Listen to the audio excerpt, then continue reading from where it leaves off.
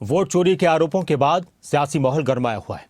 देश में भी इसकी चर्चा हो रही है, बिहार के चुनाव में भी हो रही है और हरियाणा में भी वार पलटवार का दौर तेज है। बीजेपी और कांग्रेस के नेता एक दूसरे पर निशाना साध रहे हैं। बीजेपी के नेता कह रहे हैं कि ये सिर्फ और सिर्फ देश को गुमराह करने की और बरगलाने की कोशिश है, तो वहीं कांग्रेस के नेता बार बार कह ही रहे हैं कि वोट चोरी कर सरकार बनाई गई है। ये रिपोर्ट देखिए।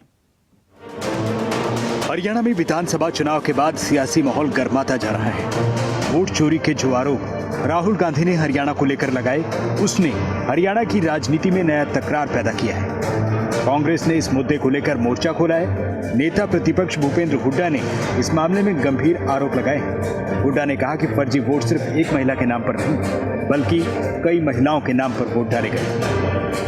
एक ये नहीं हुआ तो कई वोट हुई है, कई लेडीज 100 बनी हुई है, कई जगह ऐसा हुआ है। तो ये दिखाता है कि वोटर लिस्ट जो है इलेक्शन कमीशन के जिम्मेवारी है कि फेयर वोटर लिस्ट बनाना। जब एक महिला की कहीं 22 कहीं 32 बूथ में एक ही बुजुर्ग महिला के 223 वोट बना रखे, तो इस प्रकार से ये तो कुछ एग्जाम्पल दिए थे राहुल गांधी जी ने, लेकिन पूरे हरियाणा में इस प्रकार से है। पिछले दिनों राहुल गांधी ने हरियाणा को लेकर आरोप लगाया कि हरियाणा विधानसभा चुनाव में 25 लाख फर्जी वोटों का इस्तेमाल हुआ। राहुल गांधी ने ब्राजील के एक मॉडल की तस्वीर को दिखाया। आरोप लगाया एक नहीं बल्कि कई बूथों पर वोटर लिस्ट में ब्राजील के उस मॉडल का चेहरा अलग अलग नाम से दर्ज हुआ। राहुल गांधी के इन आरोपों के बाद हरियाणा की सियासत उफान पर है। हरियाणा में कांग्रेस के आरोपों को लेकर बीजेपी पूरी तरह हमलावर है। कांग्रेस पर ही पलटवार हो रहा है। मतलब झूठा प्रोपेगेंडा राहुल गांधी ने बनाने का प्रयास किया, और ये प्रयास जिस वजह से किया है वो बिहार का चुनाव है, और बिहार में जो इंडिया गठबंधन है वो बुरी तरह आ रहा है। लोगों का ध्यान भटकाने के लिए, लोगों को भ्रमित करने के लिए इस प्रकार का प्रोपेगेंडा राहुल गांधी ने किया है। और वो जितनी भी वोटें हैं राय विधानसभा की, वो वोटें वहीं की हैं।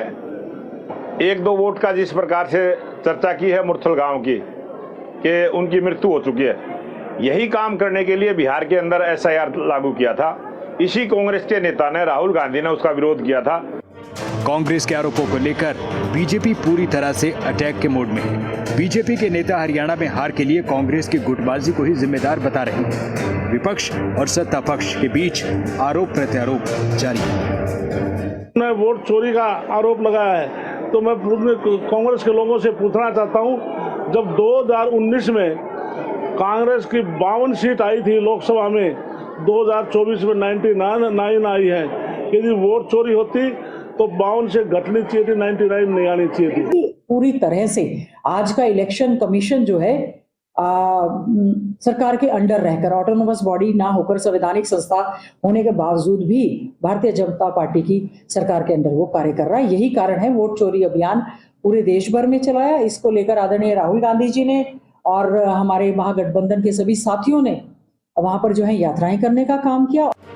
वोट चोरी और फर्जी वोटों के आरोपों ने राजनीतिक माहौल को गरमाया है। हरियाणा बीजेपी के नेता और पूर्व विधानसभा स्पीकर ज्ञानचंद गुप्ता ने पंचकुला में कांग्रेस पर ही वोट चोरी का आरोप लगाया है।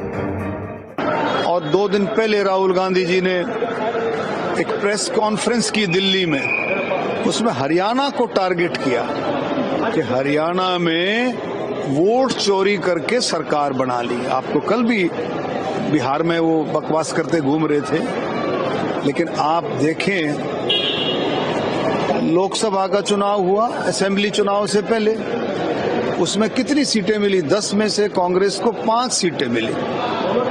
तब वो वोटर लिस्ट कैसी थी? वो जो वोटर है उस नाम से उसने खुद आकर बोला कि मैं वोटर हूँ। उसके पूरे गांव ने बोला कि ये वोट करती है इस नाम से। इनफैक्ट वो ब्राजीलियन मॉडल जो है वो सामने आई और उसने कहा कि मैं तो कभी भारत गई ही नहीं। ये इतनी सब चीजें होने के बावजूद मुझे नहीं लगता राहुल गांधी कभी शक्ल दिखाने लायक भी हैं बाहर। हर बार एक गलत चीज के साथ, झूठ के साथ आते हैं, बड़ी प्रेस कॉन्फ्रेंस करते हैं और झूठ को बड़े अच्छे से पेश परोसा जाता है।